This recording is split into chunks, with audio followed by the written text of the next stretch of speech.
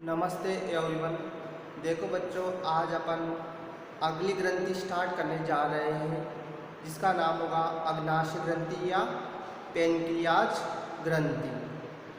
जैसा कि आपको पता होगा, अग्नाशय ग्रंथि को अपन मिश्रित ग्रंथि कहते हैं या मिक्स्ड ग्लैंड कहते हैं।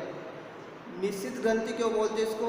क्योंकि ये एंजाइम व हार्मोन दोनों का स्त्रवण करती है, यानी कि यह अंतःस्रावी और बहिस्रावी दोनों के समान व्यवहार करती है, इसलिए इसे मिक्स्ड ग्लैंड कहते हैं। अग्नाशय ग्रंथि आमाशय के नीचे यू आकार के ग्रहणी या ड्यूडेनम भाग की दोनों भुजाओं के मध्य ओडाई की अवरोधनी पर खुलती है। जैसा कि मैं बता दूं आपको कि अग्नाशय ग्रंथि कौन सी ग्रंथि है? मिश्रित ग्रंथि। मिश्रित ग्रंथि क्यों बोलते हैं इसको? क्योंकि यह बहिस्रावी व अंतःस्रावी। बहिस्रावी मतलब एंजाइम का स्त्रवण करना, अंतःस्रावी का मतलब हार्मोन का स्त्रवण करना। इसलिए इस ग्रंथि को अपन मिश्रित ग्रंथि कहते हैं। कहाँ प्रेजेंट होती है? आमाशय के नीचे ग्रहणी की दो भुजाएं होगी। ये क्या होगी? ग्रहणी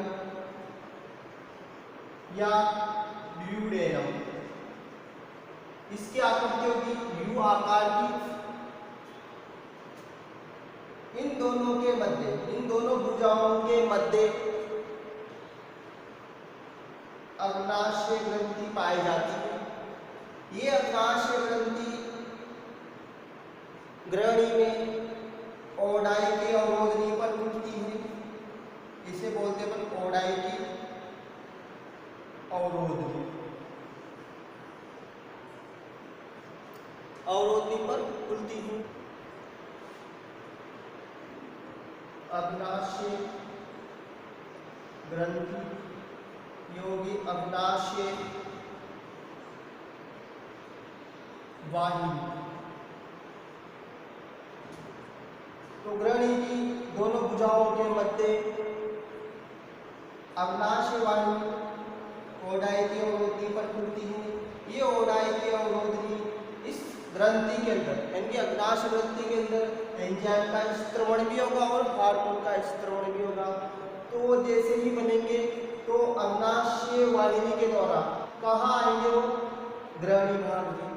तो उस ग्रहणी भाग में आएंगे तो उसका नियमन कितना % आना है, हार्मोन को कितना % एंजाइम का स्त्रवण करना है, निकलने का जो मार्ग होगा एंजाइम और हार्मोन का, वो ओडाई की अवरोधनी होगी, यानी वो उसका उनका नियंत्रण करती है। यानी कितना उनका सिक्रेशन करना है, कितना एंजाइम को निकालना है, कितना हार्मोन को निकालना है, इसका नियंत्रण कौन करेगी?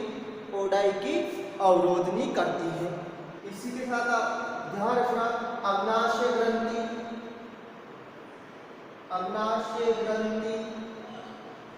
चपटी अनियमित आकार।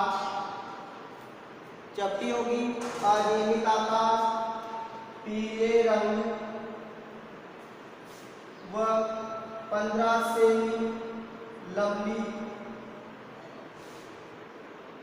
85 ग्राम वजन की होती है।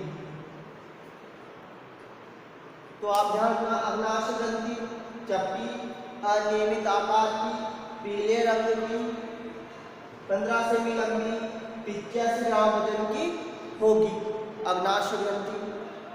अपन ने डायग्राम के माध्यम से भी देख लिया कहाँ प्रेजेंट होती है। तो ध्यान रखना, ग्रहणी या ड्यूडेनम जिसका आकार हुआ यू आकार, तो उन दोनों भुजाओं के मध्य, यानी यू आकार के मध्य या यू आकार में ही अग्नाशय ग्रंथि पाई जाती है। अग्नाशय ग्रंथि की आंतरिक संरचना का अध्ययन करने के लिए, अग्नाशय ग्रंथि की आंतरिक संरचना का अध्ययन करने के लिए अनुप्रस्थ काट लेते हैं। इसका अनुप्रस्थ काट, अग्नाशय ग्रंथि का अनुप्रस्थ काट अपन लेंगे।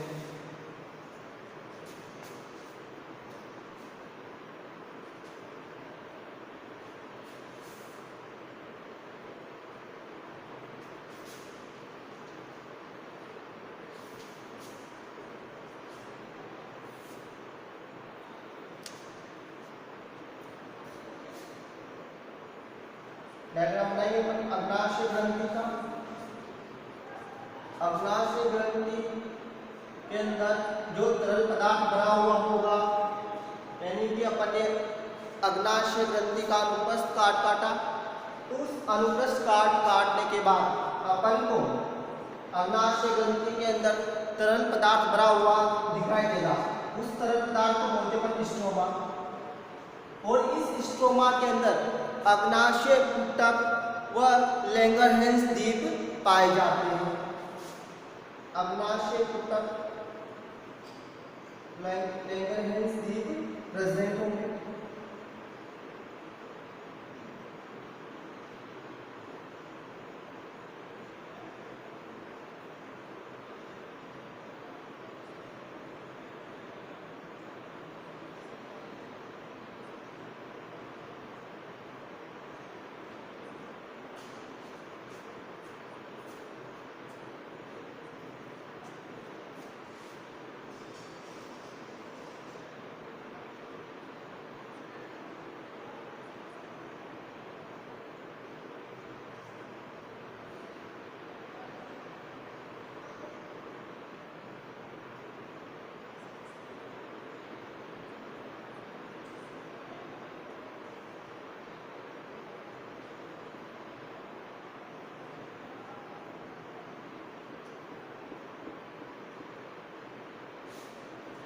तो ध्यान रखना, ये वाले होंगे अग्नाशय पुटक, इन्हें बोलते हैं अपन एसिनाई। किसके समान कार्य करेंगे? बहिस्रावी। बहिस्रावी, बहिस्रावी प्रकार के होंगे। बहिस्रावी होंगे तो किसका इस्तेमाल होगा? अग्नाशय रस, यानी कि एंजाइम बीच में प्रेजेंट होगा, इसे बोलते हैं लैंगरहैंस द्वीप। लैंगरहैंस द्वीप प्रेजेंट होगा। अग्नाशय पुटक अग्नाशय ग्रंथि का 98% भाग बनाता है, जबकि लैंगरहैंस द्वीप अग्नाशय ग्रंथि का 2% भाग बनाएगा। लैंगरहैंस द्वीप अंतःस्रावी प्रकार के होंगे। अंतःस्रावी प्रकार के होंगे तो इनके द्वारा किसका स्राव होगा? हार्मोन का स्त्रवण। जैसा कि आपको पता होगा लैंगरहैंस द्वीप में जैसे कि मेरे डॉट डॉट गोले और पॉइंटेड, यानी कि डॉट, पॉइंट और गोले, 3 प्रकार की सेल्स बनाई गई।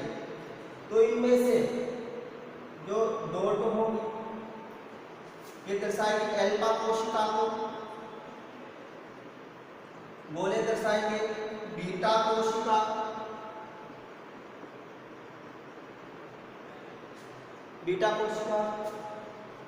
जो पॉइंटेड फॉर्म में बनाएंगे वो दर्शाएगी डेल्टा कोशिका। डेल्टा कोशिका बोल दो या गामा कोशिका बोल दो, कोई दिक्कत नहीं है। बहुत सी जगह आपको डेल्टा मिलेगा, बहुत सी जगह गामा मिलेगा। तो 3 प्रकार की कोशिका प्रेजेंट होती है लैंगरहैंस द्वीप में। जैसा कि आपको पता होगा, अपन पढ़ रहे हैं अंतःस्रावी तंत्र, तो अंतःस्रावी तंत्र मतलब हार्मोन का स्राव होगा। हालांकि अग्नाशय ग्रंथि में 2 पार्ट होते हैं, बहिस्रावी और अंतःस्रावी। तो अपन को कौन सा पार्ट पढ़ना है? लैंगरहेंस द्वीप। अंतःस्रावी पार्ट ही पढ़ना है अपन को, क्योंकि टॉपिक अपना अंतःस्रावी ग्रंथियां है, तो हार्मोन का स्त्राव होगा वही पार्ट पढ़ना है। इस वाले पार्ट को नहीं पढ़ना, इस वाले पार्ट को एंजाइम्स के अंदर पढ़ते हैं, इस वाले पार्ट को एंजाइम के अंदर, इस वाले पार्ट को अंतःस्रावी तंत्र के अंदर। तो हार्मोन वाला पार्ट पढ़ना है अपन को। तो हार्मोन वाले पार्ट में देखता है कि हार्मोन का स्त्राव किस प्रकार होगा और कहाँ से होगा। तो आप ध्यान रखना, जो अग्नाशय ग्रंथि होगी, तो अग्नाशय ग्रंथि की संरचना का जब अपन ने अनुप्रस्थ काट काटा, तो इस अनुप्रस्थ काट में अपन को अग्नाशय कुंतक व लैंगरहेंस द्वीप दिखाई देते हैं। अग्नाशय कुंतक 98% भाग अग्नाशय ग्रंथि का बनाते हैं, लैंगरहेंस द्वीप 2% भाग अग्नाशय ग्रंथि का बनाते हैं। अग्नाशय कुंतक बहिस्रावी होते हैं, बहिस्रावी होंगे तो मतलब एंजाइम का स्त्राव होगा। लैंगरहेंस द्वीप अंतःस्रावी होंगे तो हार्मोन का स्त्राव होगा। हार्मोन का स्त्राव होगा तो कितने प्रकार के हार्मोन का स्त्राव होता है? 3 प्रकार के हार्मोन का स्त्राव होगा, जो अपन देखेंगे। जैसा कि आपको पता होगा, लैंगरहेंस द्वीप में 3 प्रकार की कोशिका पाई जाती है, अल्फा कोशिका, बीटा कोशिका, डेल्टा कोशिका। तीनों प्रकार की कोशिका अलग अलग हार्मोन का स्त्रावण करती है। अल्फा कोशिका ग्लूकागोन, बीटा कोशिका इंसुलिन, डेल्टा कोशिका से सोमेटोस्टेनिन। 3 प्रकार के हार्मोन का स्त्राव होगा। ग्लूकागोन हार्मोन जिसका स्त्राव होगा अल्फा कोशिका से, इंसुलिन हार्मोन जिसका स्त्राव होगा बीटा कोशिका से, डेल्टा कोशिका से सोमेटोस्टेनिन हार्मोन का स्त्राव होगा। और तीनों प्रकार की कोशिका लैंगरहेंस द्वीप में प्रेजेंट होती है। जैसा कि अपन देखेंगे कि किस प्रकार ग्लूकागोन हार्मोन का कार्य क्या होगा, इंसुलिन हार्मोन का कार्य क्या होगा और सोमेटोस्टेनिन हार्मोन का कार्य क्या होगा। देखते हैं अपन आगे।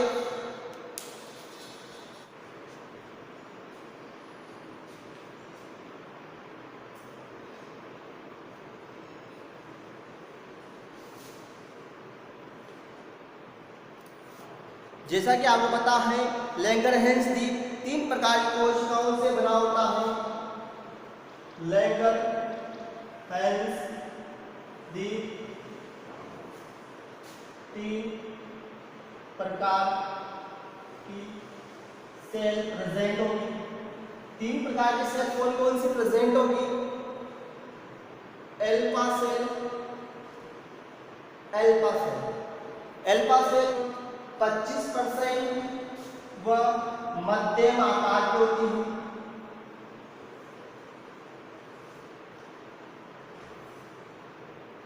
अल्फा सेल 25% व मध्यम आकार की होती है।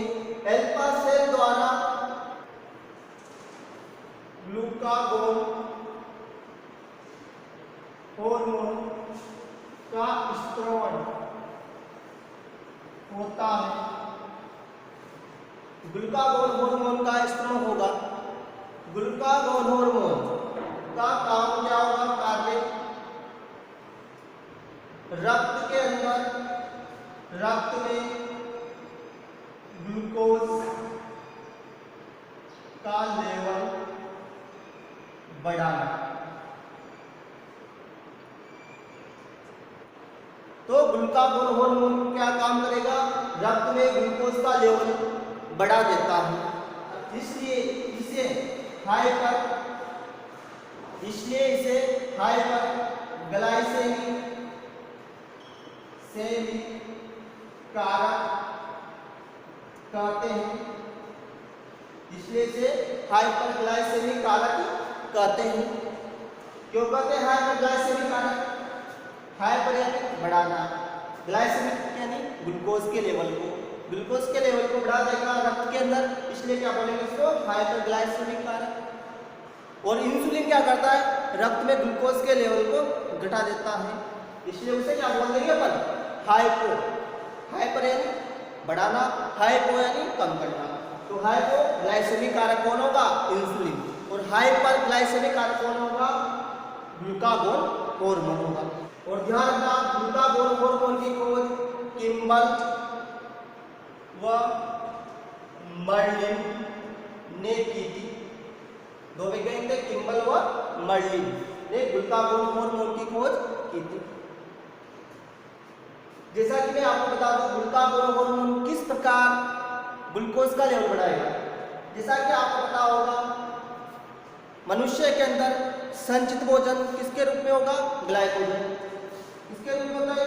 ग्लाइकोजन के रूप में प्रेजेंट होगा। अब ये ग्लूकागोन हार्मोन क्या करेगा?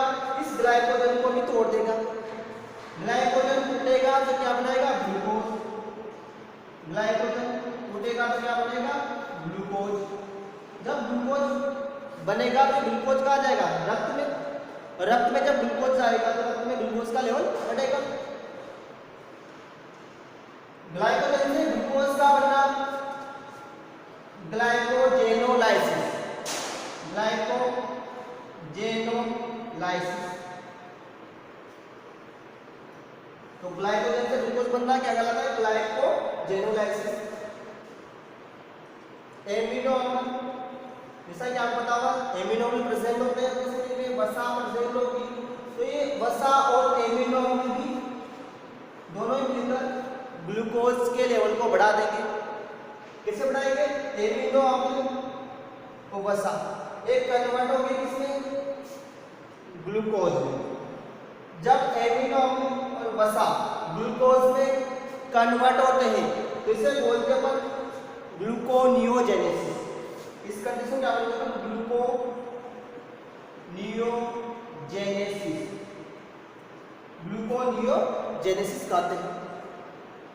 तो दोनों ही कंडीशन से किसका फॉर्मेशन हुआ? ग्लूकोज। और ये ग्लूकोज कहाँ जाएगा? रक्त में। यानी कि ध्यान रखना, ग्लूकागोन हार्मोन कौन सी क्रियाओं को प्रेरित करेगा? ग्लाइकोजेनोलाइसिस, ग्लूकोनियोजेनेसिस को प्रेरित करता है। कौन सा हार्मोन? Glucagon hormone. दोनों ही क्रियाओं को प्रेरित करेगा, जिससे भी क्या होगा? ग्लूकोज का लेवल बढ़ता है। इसके बाद अपन अगला हार्मोन देखते हैं, इंसुलिन हार्मोन।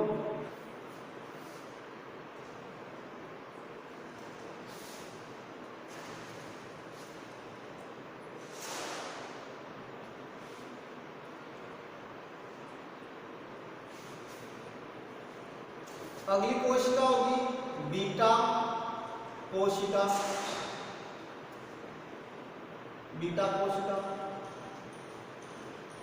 संख्या में होगी 60 से 65%, मध्यम आकार की। बीटा सेल्स के द्वारा कौन से हार्मोन का स्राव होगा? इंसुलिन हार्मोन का स्राव। जैसा कि आपने पढ़ा है, ग्लूकागोन हार्मोन क्या करता है? रक्त में ग्लूकोज का लेवल बढ़ा देगा। इंसुलिन हार्मोन क्या करेगा? ग्लूकागोन हार्मोन के विपरीत कार्य, यानी कि रक्त में बढ़े हुए ग्लूकोज के लेवल को कम करेगा। तो किसके अपोजिट काम करता है? ग्लूकागोन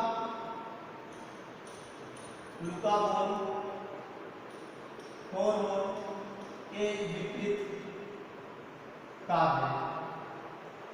दोनों ही हार्मोन, ग्लूकागोन हार्मोन व इंसुलिन हार्मोन, एक दूसरे के अपोजिट कार्य करते हैं।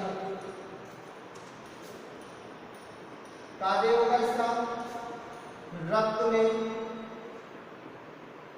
ग्लूकोज का लेवल घटाना। इसलिए इसे क्या बोलते हैं? हाइपोग्लाइसेमिक कारक। हाइपोग्लाइसेमिक कारक क्यों बोला? क्योंकि ये रक्त में ग्लूकोज के लेवल को घटा रहा है। ग्लूकोज को ग्लाइकोजन जैसा कि आपको पता है ग्लूकागोन हार्मोन में तो क्या हुआ था, ग्लाइकोजन टूटा और ग्लूकोज बना। जबकि आपको पता है इंसुलिन ग्लूकागोन के अपोजिट करेगा, तो वहाँ ग्लाइकोजन टूटा ग्लूकोज बनाता, यहाँ वापिस क्या होगा, ग्लूकोज से ग्लाइकोजन बन जाएगा। इस हार्मोन को सबसे पहले बेस्टो बेटिंग ने प्राप्त किया था, बेस्टो बेटिंग ने प्राप्त किया। इस हार्मोन के क्रिस्टल एबल वैज्ञानिक ने प्राप्त किए। तीसरा वैज्ञानिक था सेंगर। सेंगर वैज्ञानिक ने इंसुलिन हार्मोन की प्रोटीनीय प्रकृति को बताया। इंसुलिन हार्मोन की प्रोटीनीय प्रकृति को बताया, यानी कि इंसुलिन कौन सी प्रकृति का हार्मोन है, प्रोटीनीय प्रकृति का हार्मोन है।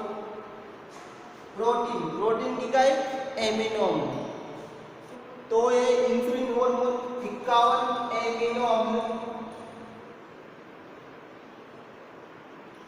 से बना होता है। तो ध्यान रखना, प्रोटीनीय प्रकृति का हार्मोन कौन सा हुआ, इंसुलिन, जो कितने एमिनो अम्ल से बना होता है, 51 एमिनो अम्ल से बना होता है। क्योंकि प्रोटीन की काय एमिनो अम्ल, बहुत सारे एमिनो अम्ल मिलेंगे तभी क्या बनेगा, प्रोटीन। बहुत सारे एमिनो अम्ल मिलेंगे तभी प्रोटीन बनता है, और कम से कम प्रोटीन बनने के लिए 51 एमिनो अम्ल चाहिए। तो सबसे छोटा प्रोटीन भी पूछा जाए तो कौन सा होगा, इंसुलिन ही होगा। यानी कि एक प्रोटीन की संरचना बनने के लिए 51 एमिनो अम्ल होने ही चाहिए। अगर 50 भी होंगे तब उसको प्रोटीन नहीं कह सकते, 45 भी होंगे उसको प्रोटीन नहीं कह सकते अपन। 51 एमिनो अम्ल होंगे तभी उसे क्या बोलेंगे अपन, प्रोटीन।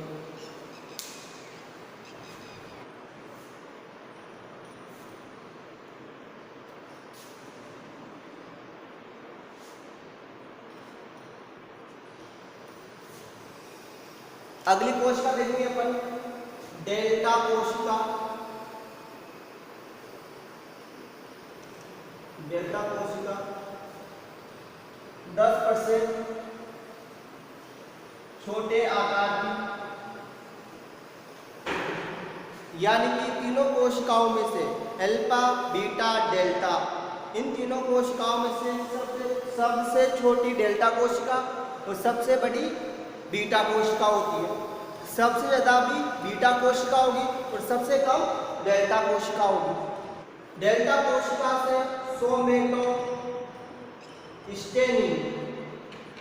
हार्मोन का स्त्राव होता है। डेल्टा कोशिका से सोमेटोस्टेनिन हार्मोन का स्त्राव होगा, जो इंसुलिन, दूसरा होगा आपका ग्लूकागोन। निरोधक मतलब दोनों की क्रियाशीलता को प्रभावित करेगा, यानी कि कम कर देगा। किसकी, इंसुलिन हार्मोन व ग्लूकागोन हार्मोन, दोनों की क्रियाओं को प्रभावित करेगा, कम कर देगा। इसके अलावा ये हार्मोन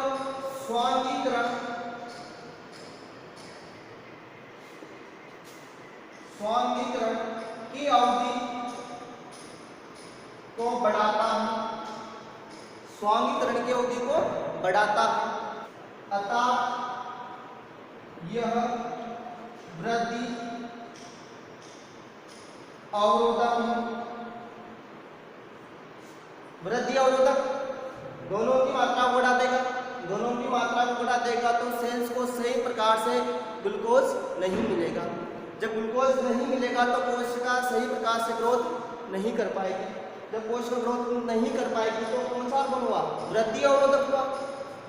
स्वांगीकरण की अवधि को बढ़ाएगा, इमल्सिफिकेशन को बढ़ाएगा कोशिकाओं के अंदर, इसलिए इसे बोलते हैं वृद्धि अवरोधक हार्मोन, सोमेटोस्टेनिन को। अगला टॉपिक देखेंगे अपन, इंसुलिन की कमी से होने वाले रोग।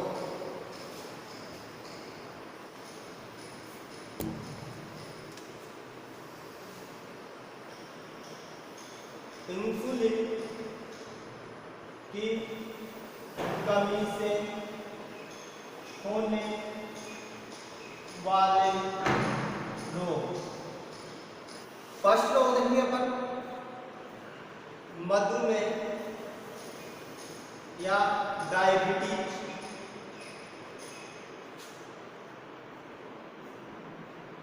मेलिटस,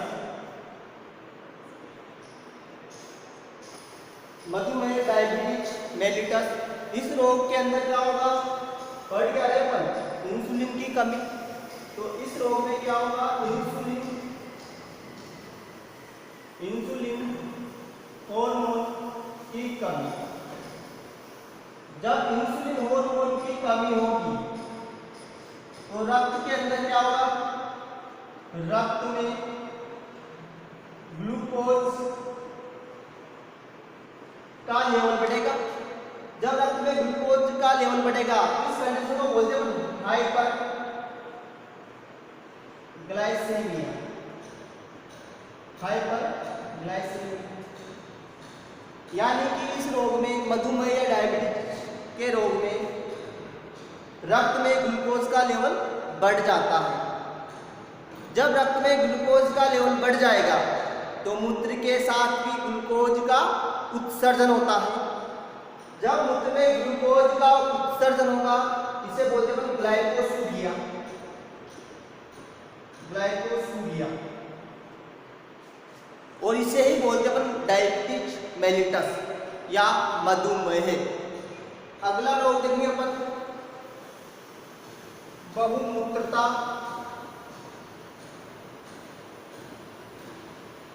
या पॉलीयूरिया। बहुमूत्रता, जैसा कि नाम से पता चल जाएगा आपको, बहुमूत्रता मतलब व्यक्ति को बार बार पेशाब आता है, यानी कि उसका जो मूत्र का आयतन होगा वो बढ़ जाएगा बहुमूत्रता में, यानी कि बार बार पेशाब आना। अगला रोग देंगे पॉलीडिप्सिया। पॉलीडिप्सिया,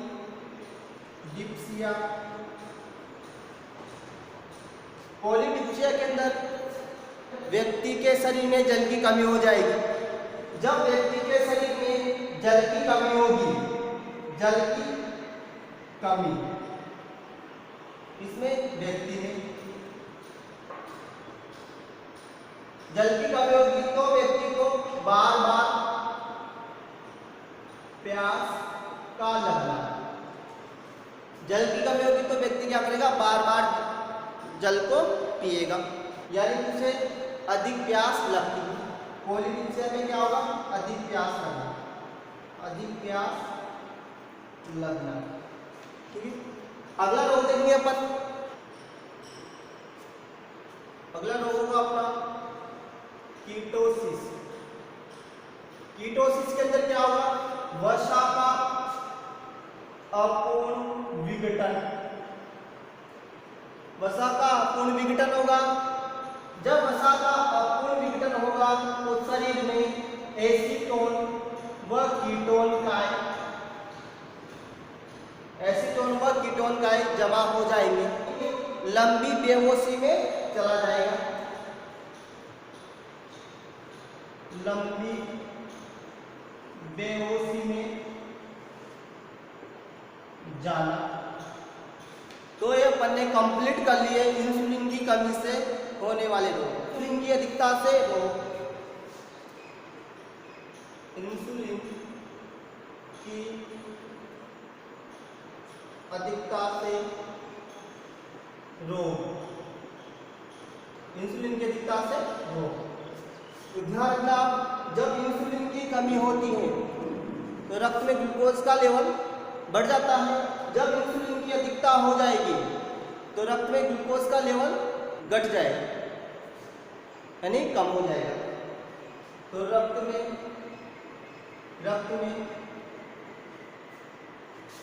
ग्लूकोज का लेवल कम होना। जब रक्त में ग्लूकोज का लेवल कम हो जाएगा तो बोलते हैं हाइपोग्लाइसीमिया। हाइपोग्लाइसीमिया, कम होना हाइपोग्लाइसीमिया, जिससे क्या होगा, रोगी को थकावट महसूस होती है। इसके अलावा देखने की क्षमता प्रभावित होती है। देखने की क्षमता प्रभावित होगी। एयरटन भी आ जाती है। रोगी व्यक्ति को या रोगी को कभी कभी मृत्यु भी हो जाती है। इसलिए इस रोग को अपन इंसुलिन आघात भी कहते हैं। तो ध्यान रखना, इंसुलिन आघात क्या होगा, जब इंसुलिन की मात्रा बढ़ जाएगी, यानी कि जब शरीर में इंसुलिन की अधिकता हो जाएगी तो उस कंडीशन में व्यक्ति मर भी सकता है। जब व्यक्ति मर जाएगा तो उसको बोलेंगे इंसुलिन आघात। इसी के साथ अपन ने अग्नाशय ग्रंथि कंप्लीट कर ली। थैंक्स।